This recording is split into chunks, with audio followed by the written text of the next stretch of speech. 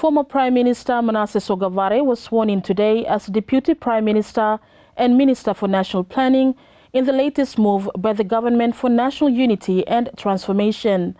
His appointment was made alongside 3 other new appointed ministers, replacing those who resigned earlier this week.